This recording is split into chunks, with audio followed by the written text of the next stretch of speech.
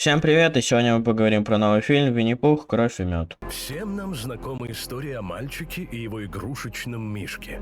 Недавно вышла вторая часть этого фильма, но и она сильно зафорсилась. Но это не удивительно, ведь задумка довольно интересная, да и мне поначалу довольно понравилось. Можете быть спокойны, спойлеров тут не будет, расскажу только в общих чертах, и всем приятного просмотра. Если что, это фильм в жанре слэшер, поэтому там убивают людей разными изощренными методами. Но я хочу вам сказать, что британцы просто гении, потому что первая часть этого фильма имела бюджет всего в $50 000 и собрала, как вы понимаете, намного больше. Вот вам для примера, что вы понимали бюджет первого Железного Человека. Сколько? 36. Да ты шо, охуел, блядь, сука? Сюжет первого фильма состоит в том, что Кристофер Робин съебал от этого медведя и его компании учиться. И стал врачом. Добывать пищу они не умели, поэтому без Кристофера они голодали. В итоге в голову пришла ошеломительная идея съесть ослика. Ну а чё, блядь, заебал он уже всех своим нытьем. После этого они возненавидели людей, и им стало чуждо все человеческое. Больше всех они возненавидели именно Кристофера Робина. Ну а после Кристофер вернулся на то же самое место с женой. Жену убили, над ним издевались, пытали, а Винни в это время еще перерывых людей убивал в GTA 5 RP. Вот в принципе и вся первая часть. А что вы еще ожидали от фильма с бюджетом $50 000? Короче, завали свое ебало нахуй, чтоб я тебя не слышал.